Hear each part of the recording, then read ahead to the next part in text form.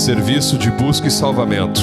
Sobrevivente a um incidente offshore, cujo tema será ministrado pelo capitão aviador Bruno Olímpio de Moraes Strafati, chefe de da subdivisão do SAR do Sindacta 2 desde 2014, piloto de busca e salvamento do 2º e 10º GAV de 2009 a 2013, concurso de formação de oficiais aviadores da Academia da Força Aérea de 2006 e curso de especialização em asas rotativas do 1º e 11º GAV em 2008. Obrigado. Bom, senhoras e senhores, boa noite. É um prazer poder estar aqui representando o Sindacta 2 e falar de busca e salvamento aqui nessa noite de hoje. Agradecer aí ao sindicato pela oportunidade. E aí vamos dar início, né? O foco, um grande foco aqui desse evento tem sido a parte da segurança de voo, né? A parte de prevenção. Só que um contexto que é interessante a gente dar um enfoque também, que entre o serviço de prevenção e no caso após um acidente, a investigação, existe uma coisa muito importante, que é a vida de cada um das senhoras e senhores envolvidos no incidente aéreo, que vai estar em jogo.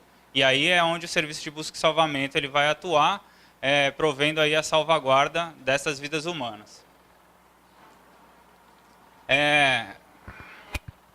Com relação à logística aérea offshore, então, né, a gente tem, com o advento aí do pré-sal, né, um potencial grande de avanço, né, em números de voos, né, então a gente tem até uma estatística aqui com relação aos passageiros transportados. Em 2012 foram aproximadamente 1 milhão, e aí estima-se que em 2020 aproximadamente 1.300.000 passageiros vão ser transportados. E aí, por aquela regra básica, quanto maior o volume, maior as probabilidades de a gente ter um evento que necessite da busca e salvamento. Então, a gente do Serviço SAR também tem se planejado para isso, né? O DCEA tem colocado no seu planejamento estratégico também algumas atenções especiais para esse público. Esse ano a gente já fez ali em Macaé um curso básico de busca e salvamento para começar a gente se aproximar e dar atenção a esse fator também. Então hoje, obviamente eu não vou conseguir esgotar todos os assuntos, né? Espero que ao término, né, pelo menos tenham o interesse despertado, né, para buscar o conhecimento. A gente vai estar à disposição para outras palestras, cursos básicos de busca e salvamento, etc. Então, o objetivo de hoje é que os senhores possam identificar os principais fatores para a sobrevivência no mar, que possam conhecer o sistema de busca e salvamento aeronáutico brasileiro e identificar as missões de busca e salvamento aeronáutico no mar. Para tanto, seguir um breve roteiro aí, uma introdução, colocando uma situação hipotética aí de um acidente aéreo em ambiente offshore. Na sequência, alguns fatores principais da sobrevivência no mar, que tanto a tripulação como os próprios passageiros deverão considerar. Na sequência, como o sistema de busca e salvamento aeronáutico brasileiro ele vai estar enxergando esse incidente e provendo todo o apoio para a salvaguarda das pessoas que estiverem aí em emergência. E ao término vou mostrar ali a parte da abordagem da busca e salvamento propriamente dita.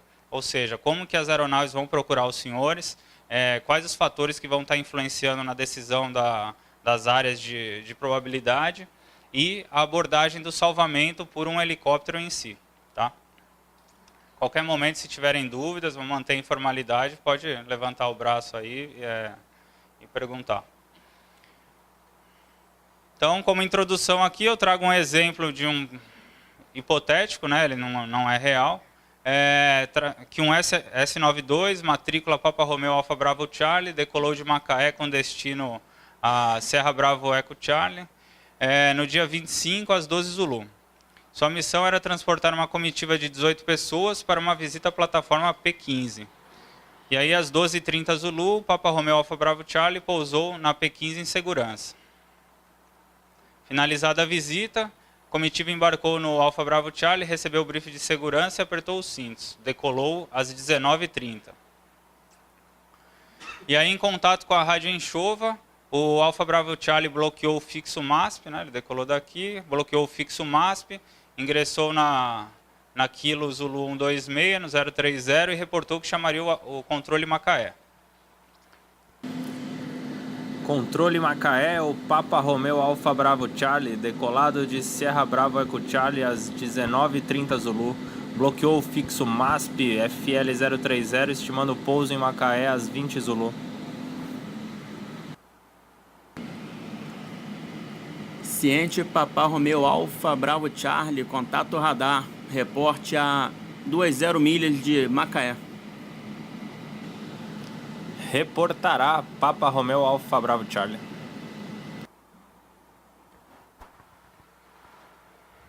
E aí o CTA William do controle Macaé, às 19h40, perdeu o contato radar com a aeronave. Papa Romeu Alfa Bravo Charlie, na escuta do controle? Tá na escuta do controle, Papa Romeu Alfa Bravo Charlie. Alfa Bravo Charlie, na escuta do controle?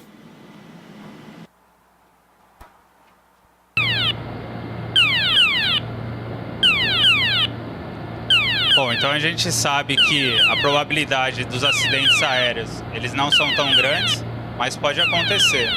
Essa aeronave, então, entrou em emergência e teve o seu ELT acionado, e aí esse seria o barulho que ia dar início, né?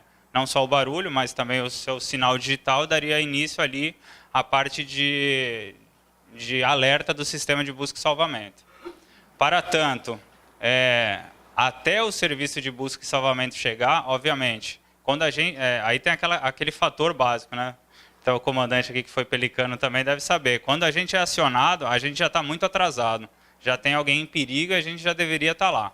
Então a gente vai trabalhar, obviamente, com toda a rapidez possível, só que nesse meio período, as decisões e os fatores vão ser de cada um dos senhores. Vão estar num ambiente marítimo, numa condição de emergência, machucados ou não, e necessitando, pelo menos até serem localizados e resgatados, de efetuarem a sobrevivência no mar. Muitas vezes eu sei que a rotina ela é muito apertada, nem sempre é possível dar enfoque a estas questões, né? Mas é uma coisa primordial, né? A gente ter pelo menos o conhecimento básico e, se possível, que as empresas também favoreçam aí algum tipo de treinamento nesse aspecto. Então, falar um pouco de sobrevivência no mar. Onde começa o sucesso da sobrevivência no mar? Ele já começou bem antes do próprio acidente em si, né?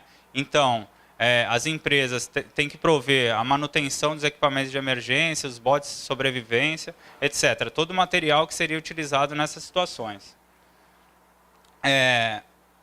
Os tripulantes devem ter o treinamento adequado, né, de todos os equipamentos que estão a bordo para serem utilizados em emergência.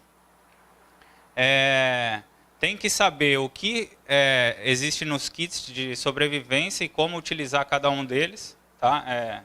Não pode querer na hora descobrir. Eu sei que tem a legislação, ou até mesmo na prática, tem um manualzinho lá, que era de 82, lá, sobrevivência no mar. Não adianta querer cair lá no mar, achar o manual e querer começar a estudar.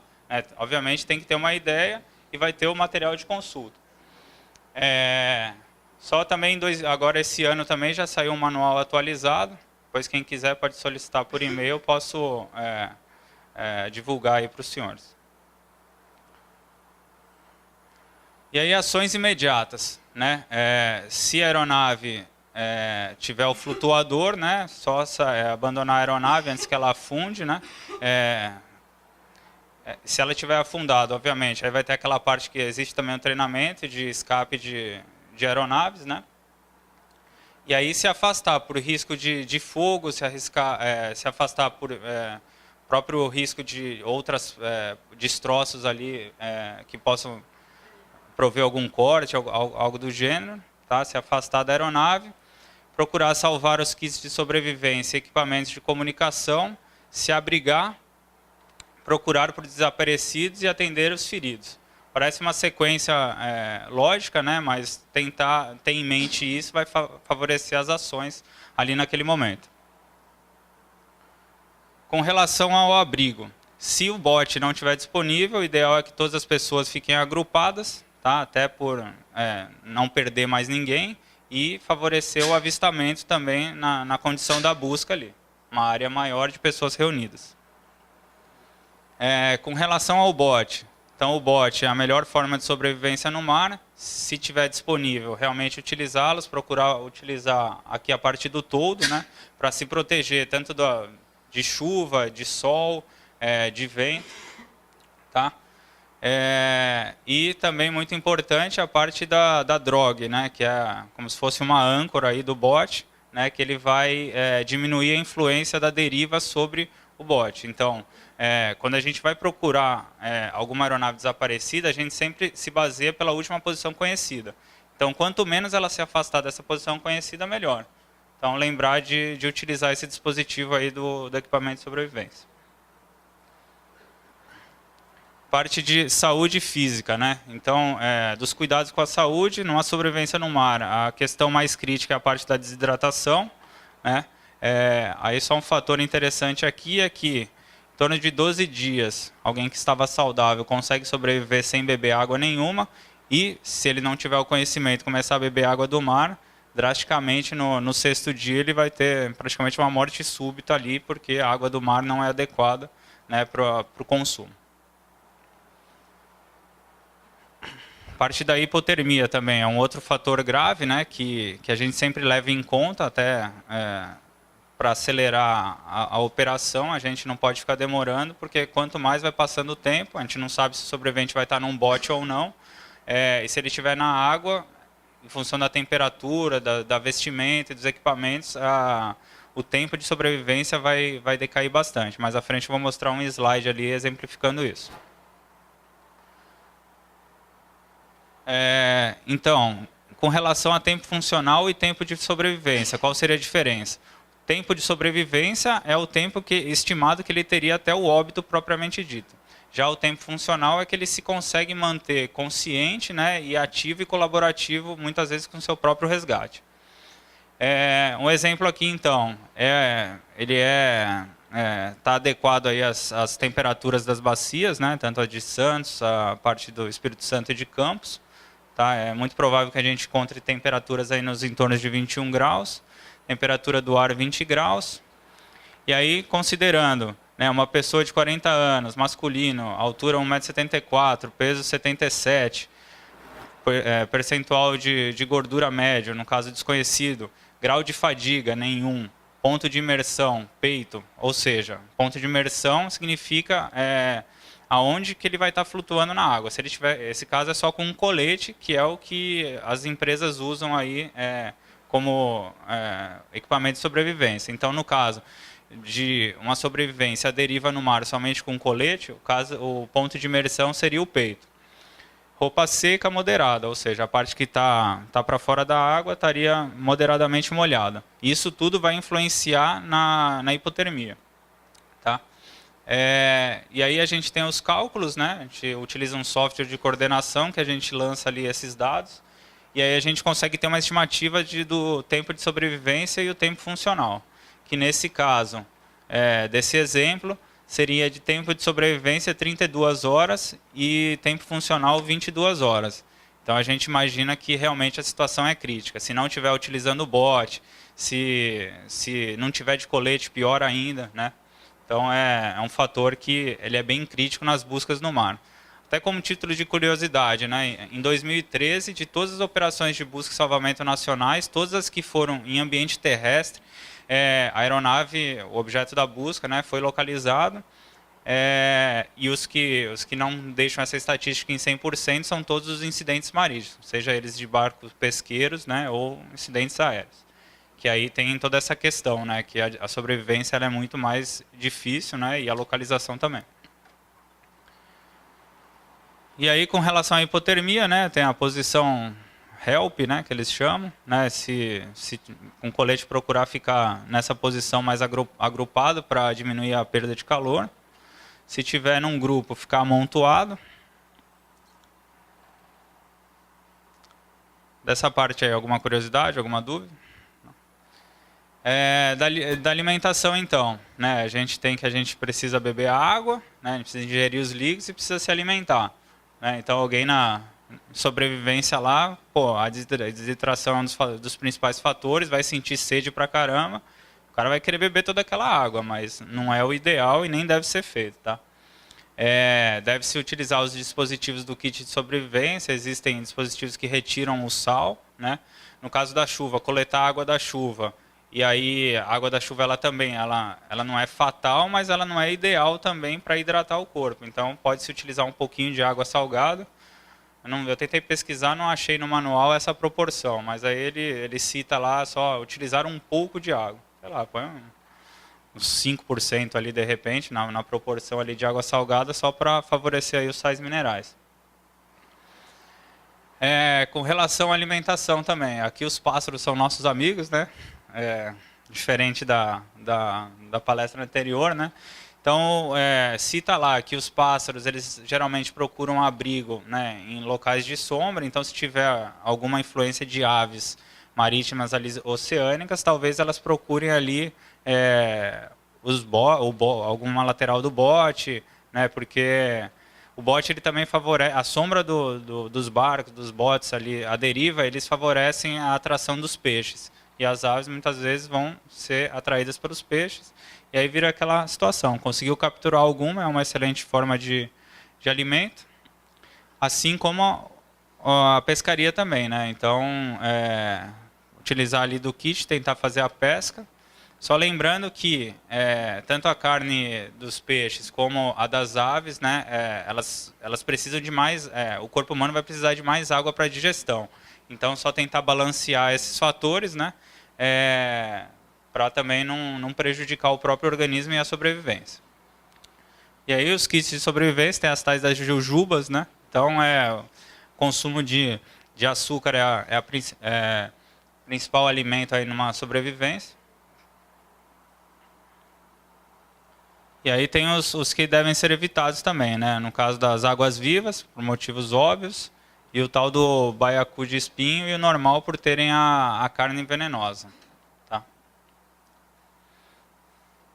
Saúde psicológica, né? Existem alguns estudos lá que falam que a sobrevivência ela é 90% mental, né? Então, tá intrinsecamente ligado ao desespero, né? Uma pessoa desesperada, ela não consegue seguir as regras, utilizar os equipamentos de sobrevivência. Obviamente é um conjunto de fatores, mas mesmo que você tenha um bote, mesmo que você tenha um rádio de comunicação, mesmo que você tenha o alimento, né, se você estiver totalmente desestruturado psicologicamente, a sobrevivência ela não vai ser adequada.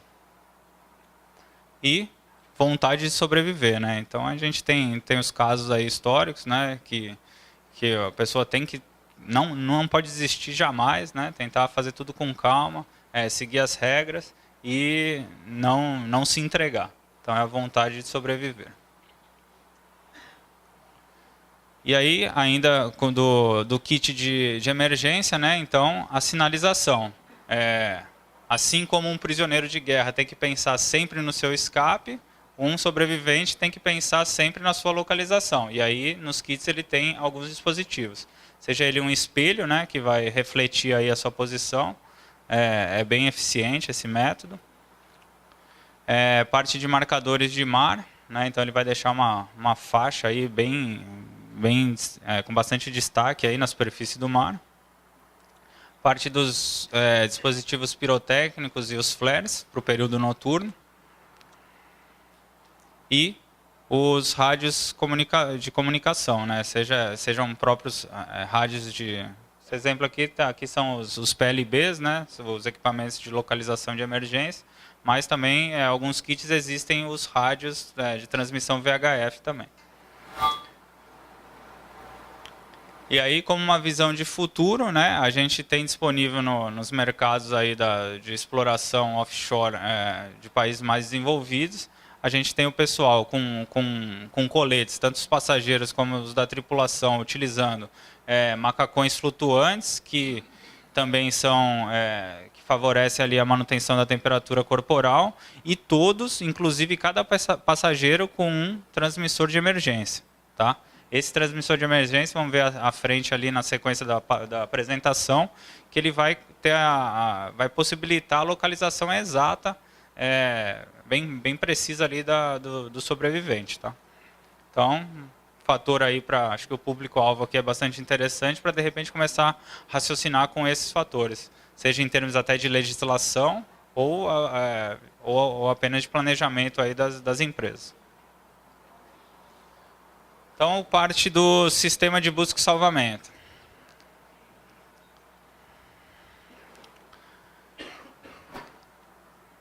Então, o Sistema de Busca e Salvamento Aeronáutico Brasileiro, ele tem como missão localizar, socorrer e resgatar todos os tripulantes e ocupantes de aeronaves e embarcações em emergência.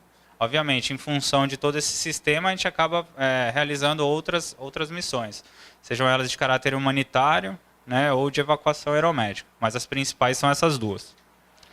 A aeronave acidentada é responsabilidade do Comando da Aeronáutica, né, do Sistema de Busca e Salvamento Aeronáutico, a coordenação dessas operações. Se for uma embarcação, aí a responsabilidade é da Marinha. Da mesma forma que a gente tem um sistema de busca e salvamento aeronáutico, existe o sistema de busca e salvamento marítimo, né? Um coordena a aeronave, o outro é a embarcação. E aí, dependendo da situação, a gente pode pedir apoio para a coordenação dos meios opostos. Se eu estiver coordenando a busca de uma aeronave que caiu no mar, eu vou solicitar à Marinha que ela empregue os meios navais dela para colaborar aí nessa operação, e vice-versa. Mas existe um responsável pela coordenação da operação. Então, área de responsabilidade do CISAR aeronáutico. Então, a gente tem as regiões de busca e salvamento, região amazônica, de Recife, Brasília, Curitiba e Atlântico. Elas são coincidentes com a FIR. Tá? E em cada região dessa, sempre junto aos centros de controle de área, tá? A gente tem os órgãos de coordenação.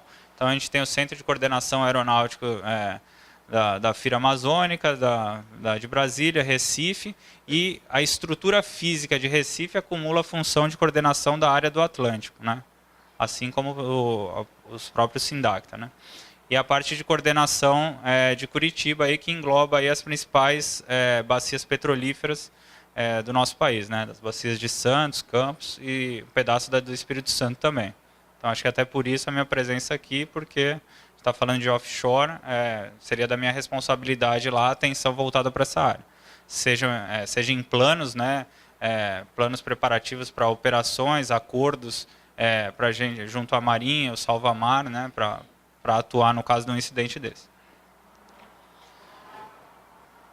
Aqui só para exemplificar, né, então dentro desse sistema a gente tem os elos de coordenação, que seriam os centros de coordenação de salvamento. No caso aqui uma foto do Centro de Coordenação de Curitiba. A gente vai ter os elos de execução, e aí a gente tem distribuído pelo país, né, as aeronaves que poderiam ser empregadas nessas operações de busca e salvamento. São só essas? Não, não são só essas, mas essas são consideradas as aeronaves com equipamentos e pessoal adequado e treinado para esse tipo de missão. Obviamente a gente vai utilizar vários outros, sejam parceiros civis, o Exército, enfim, as polícias militares, do bombeiro, etc. Só para exemplificar, né, em caráter offshore aqui, mais próximo a gente teria atualmente o 3º do 8º, que está voando o H-34, né? E futuramente aí vai receber o SC-725. Tá? Isso para a parte de salvamento, né? Seria esse helicóptero. Para as partes de busca, a gente acaba utilizando sempre o 2º do 10º em Campo Grande, e no mar a gente pode também colaborar com as aeronaves de patrulha, seja o P-95 de Florianópolis, ou de Belém, ou agora em Salvador com o P-3. Particularidade do P-3 é que ele já faz as buscas eletrônicas, né? Então a gente teria condições de visualizar um bote, próprios destroços da aeronave aí em períodos noturnos, por exemplo. E a partir de 2017, a aeronave de Campo Grande também vai ter essa capacidade. Tá? Já está com um contrato assinado, e aí operação 24 horas. Com relação aos salvamentos, helicópteros, treinamento e doutrina NVG, já está tudo ok. Se for em terra, a gente vai. Se for no mar, só com o 725 que Belém recebeu, só que eu não tenho certeza se eles já estão atuando, porque o helicóptero ele precisa de piloto automático nos 3 eixos, né, por falta de referências ali no voo para poder executar o salvamento com sucesso e segurança em ambiente marítimo. Mas também vai ser um futuro aí da Força Aérea prover esse apoio 24 horas. E com relação à localização, o principal sistema integrado ao nosso sistema de busca e salvamento que a gente utiliza é o sistema COSPAR-SAT, que é um sistema internacional de satélites. Foi desenvolvido lá em 82 pela Rússia e Estados Unidos, né, onde... eu vou mostrar aqui a foto que é mais fácil. Que ele provê o alerta de pessoas, embarcações e aeronaves em emergência. Ou seja, a gente tem uma pessoa utilizando um PLB, ou a gente tem uma embarcação utilizando um EPIRB, ou a gente tem uma aeronave com o seu ELT.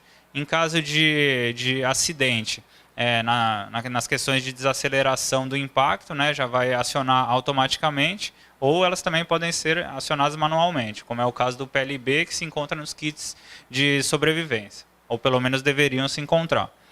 Então, ele vai emitir sinais digitais, né, 406, que vão ser recebidos pelo sistema de satélites, e aí esse sistema de satélites vai transmitir para as antenas para os centros de controle, aí cada país vai ter o seu, no nosso caso fica em Brasília, e aí vai ser redistribuído para o centro de coordenação respectivo, ou seja, o responsável pelaquela área onde o acionamento se deu. Tranquilo aí, pessoal, nessa parte? Então aqui só um exemplo dos satélites, né? A gente tem 3 tipos de satélites que operam esse sistema. A gente tem os de órbita baixa, que eles ficam constantemente em movimento. Aí percebam que várias áreas descobertas, né? Então, imagine uma baliza nesse ponto aqui, ó. Ela vai ser recebido o sinal dela somente quando passar um satélite ali pelaquela região, né? Então não seria adequado se a cobertura do sistema fosse só essa. Então a gente tem em complemento o GEOSAR, que seria um de órbita alta e estacionário, ou seja, ele fica parado a grandes altitudes e enxerga uma grande porção da Terra. Aí percebam que eles interagem entre si e dão redundância à informação recebida da baliza, dando mais confiabilidade ali ao sinal. Então aqui os de órbita baixa, né? Então essa informação ela é reunida e aferida, né, para dar mais precisão à informação. E aí, por fim, desenvolvimento com previsão para uma operação inicial no ano que vem e uma operação totalmente operacional para 2018, o sistema MELSAR, que aí ele vai ser integrado nos satélites do próprio GPS, né, e dos satélites europeus também. Eles vão ter uma órbita média. A ideia é que eles sejam instalados em mais de 80 satélites, tá? E eles também em movimento vão dar uma cobertura global aí, muito confiável. E as balizas também elas vão prover a capacidade de troca de informação, ou seja, mensagem de texto e tal. Vai ficar bem mais confiável a situação de uma sobrevivência. O sobrevivente vai ter certeza do que está acontecendo, né, além de já ter passado sua própria informação. Aqui, só para os senhores terem ideia, né, se uma aeronave desapareceu em determinado ponto A e ela queria ir até B, onde a gente procuraria? Né, se fosse em terra, obviamente. A gente procuraria numa área de 8.400 km², se ela tiver o sinal digital em 78 km², e se ela tiver um GPS acoplado em menos de 1 km². Então, bem interessante a capacidade que vai prover para o salvamento de uma pessoa, esse sistema. Registro de balizas gratuito, então toda empresa, todo cidadão que tiver um equipamento desse pode fazer o registro, todas as informações encontram-se nesse site. Por que devemos registrar nossas balizas? Né? Obviamente, aquela questão de conscientização com a nossa própria segurança, né? Até bem autoelucidativo. Só aqui, mostrando, né, uma baliza sem cadastro. A gente não vai saber de onde é, o máximo que a gente vai saber é alguma localização aproximada, mas fica difícil de a gente certificar de quem era, quantas pessoas, etc. Já numa baliza com cadastro, todas as informações da empresa, telefone, tudo mais, já vem ali direto para a gente já consegue muito mais, com mais eficiência, prover aí a coordenação inicial para o salvamento. Em termos de estatísticas, né? Aí vejam que é bem alto aqui os de falso alerta, né? Então, toda vez que a gente recebe um alerta de uma baliza, se a gente não tem o cadastro, a gente vai ficar gastando o nosso tempo procurando. E se tiver alguma coisa real, está atrapalhando o serviço. Então, o interessante é também esse fator para se considerar no registro das balizas. Tá? Ele é importante até pelo próprio respeito ao sistema. Missão de busca e salvamento, então. Onde procurar? Né? Então, a gente sabe que o mar está sempre em movimento, então a gente vai precisar de conhecimento de alguns fatores para a gente saber a cada momento aonde vai estar localizada a área de busca. Então, para isso, só para elucidar aí para os senhores a questão de deriva no mar. Então, a gente tem uma posição inicial, esse objeto, esse sobrevivente vai estar sofrendo uma deriva e constantemente ele vai tendo a sua localização momentânea no passar do tempo. E aí, quais são os fatores que vão influenciar? A corrente da maré, a corrente do vento, ou seja, a influência que o vento vai ter sobre a superfície exposta daquele objeto ou pessoa, e aí vai dar uma corrente total. Além disso, temos aqui a corrente total, e aí existe o tal do caimento, que pode ser, assim, para cada objeto a gente tem um fator de caimento, que é a influência que o vento vai dar para aquele objeto à deriva, seja para um lado ou para o outro. Então, a gente não consegue precisar se vai ser, a diferença entre eles é em torno de 30 graus sempre. Então, a gente não vai saber exatamente para qual lado. Então, numa busca, a gente tem que considerar os dois. Então, a gente tem uma posição provável esquerda e outra direita. E aí, em função dessas posições, em função da aeronave que vai estar realizando as buscas, né, e as capacidades operacionais dela, vai dar um raio ideal de busca e uma área mais provável onde vai procurar aqueles sobreviventes. Então, só voltando ao nosso exemplo, então, vimos que a última posição conhecida foi às 19h40. E aí o sistema foi alertado através do Cospas Sarsat, lá, o sistema satelital, chegou ali para a coordenação alocou um Amazonas de Campo Grande, por exemplo. Poderia ser outro? Poderia. Nesse caso, só como exemplo, o pessoal decolou de Campo Grande direto para o padrão de busca. Né? Pô, mas buscas noturnas, as buscas não são visuais, como é que eles vão identificar? Atualmente, realmente, elas são visuais, eles não identificar, se não tiver a colaboração do próprio sobrevivente, eles não verificariam nada. Mas a gente não iria, obviamente a gente iria, por quê?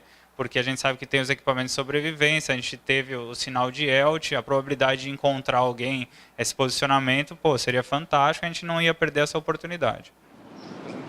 Na busca, o local de vocês de partida é só Campo Grande, vai ser de Campos o mais próximo, por exemplo? Não, digamos assim, a aeronave que vai estar dedicada exclusivamente para isso sempre vai ser o pessoal de Campo Grande. A aeronave ela tem capacidade de, em toda essa área de busca e salvamento, decolar e ir direto para o ponto de busca. Né? Ela não precisa de abastecimentos intermediários. Obviamente, no mar acabam sendo alocados o pessoal de Florianópolis, o pessoal de Salvador ou o pessoal de Belém. Nesse caso daqui, acho que ficaria entre o pessoal, num período diurno atualmente, seria o pessoal de Florianópolis e o pessoal de Campo Grande. Período noturno, atualmente, o pessoal de Salvador. No período diurno, qual que é o tempo que vocês estão selecionados para chegar aqui? Qual é o tempo médio? Tá, no período diurno, se você tiver com a tripulação ali de alerta, em torno de 1 hora a aeronave decola preparada, né? Ou seja, recebeu a informação, em 1 hora ela decola, aqui para Bacia em torno de 2h30, 3 horas de voo. Tá? Foi mais ou menos esse intervalo que eu calculei ali até das 19h40 para 20h40, foram em torno de 5 horas, né? 3 horas ali de voo, mas como era o período noturno, até o pessoal que não estava, obviamente, dentro da aeronave, já estavam fora do expediente, chegar e decolar. E aí, a última posição conhecida, então, a deriva de 5 horas, né? O incidente 19h40, início das buscas às 00h40. Então, uma deriva de 5 horas, influenciado por todos aqueles fatores já vistos. Vão dar as duas posições, considerando aqui nesse caso o bot, tá? Então, a área de busca seria essa. Aqui está só extrapolado, tá? Para mostrar aí só os fatores que são considerados, né? Então, teria uma ideia. E aí, supondo que não encontrou, né? Não tinha algum meio para fazer as buscas noturnas, né? Ao nascer do sol, uma aeronave lá do Rio de Janeiro decolou para fazer novas buscas. E aí já com 14 horas de deriva, as posições prováveis, áreas prováveis. E aí vamos... o objetivo encontrado, em homenagem aos ex-pilotos de H1H presentes. Aí tem um videozinho de 1 minuto aqui só. Essas seriam aqui, no caso, as abordagens para salvamento. Se fosse nesse caso, se for uma pessoa à deriva fora do bote.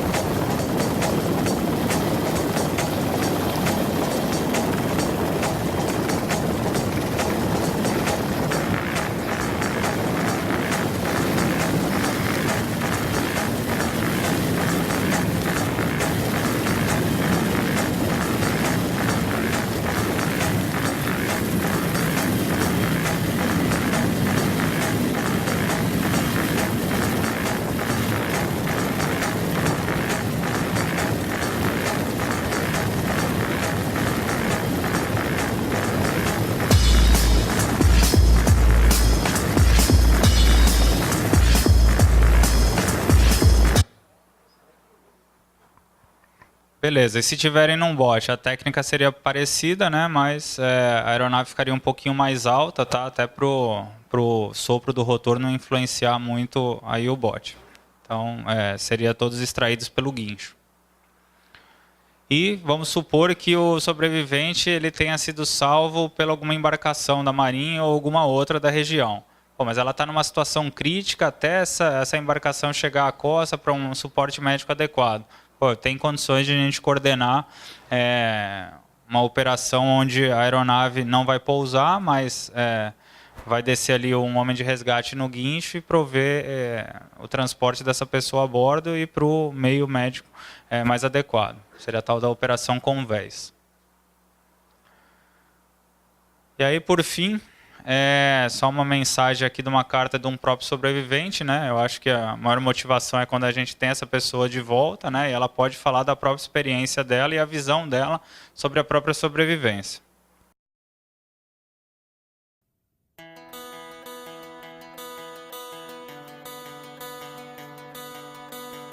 Over mountains, under valleys, I won't concede.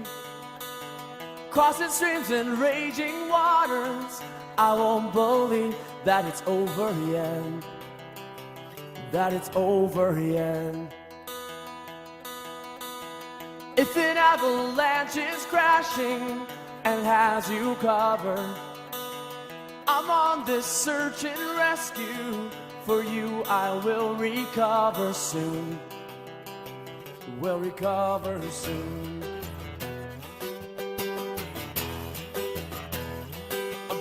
Out your name now, you're at the top of my lungs. I'm calling out your name now, and the search it isn't done. Calling out your name now, you're at the top of my lungs. So I hope you hear me, yeah, I hope you hear me now.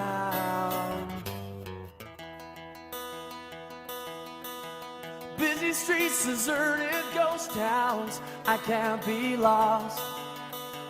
Beaten pavement, dusty dirt paths, no matter what the cost, I will find you. Yes, I will find you. Agradeço a oportunidade.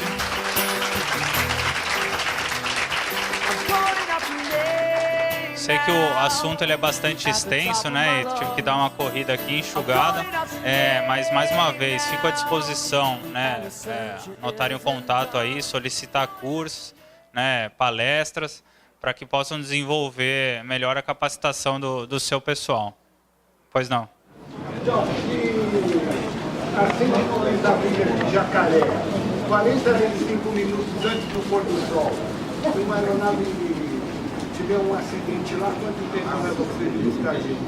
Aí no 40 se ela se acidentar no pôr do sol. Foi basicamente esse exemplo, né?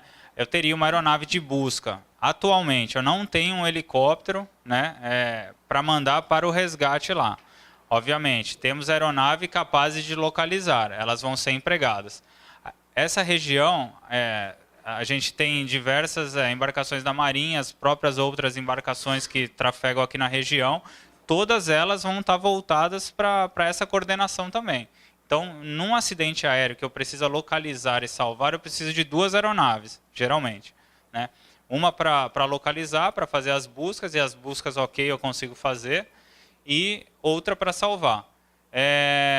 Futuramente, né, a evolução, obviamente, de todos os setores do país, todo mundo buscando a excelência naquilo que faz, né, a gente tem esses novos helicópteros que eles vão prover essa capacidade, tanto da busca noturna com equipamentos de infravermelhos, visão noturna, e a capacidade de fazer um pairado em alto mar e realizar o salvamento aí dos sobreviventes.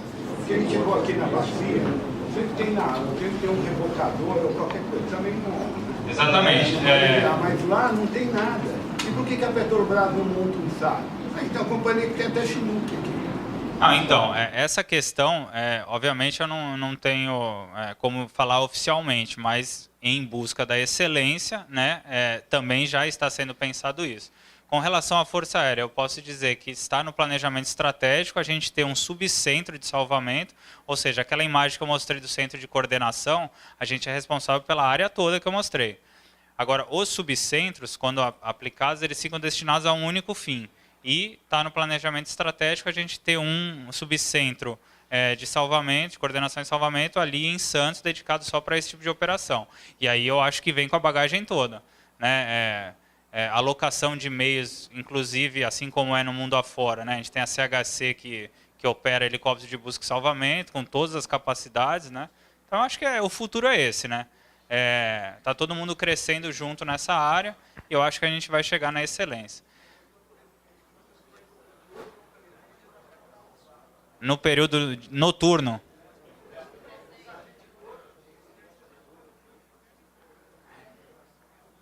então, não necessariamente, precisa de várias coisas para buscar vocês, né? A sobrevivência está ok? Os equipamentos de sinalização estão ok? A gente vai achar vocês. Oi? Tem que ser uma visão onde, como eu disse na frente, todos devem participar, né? Então, e a gente ir, se a gente tiver a localização, é capaz até de ir, né? A aeronave lá, ela pode lançar paraquedista, sei lá, não sei. Pois não.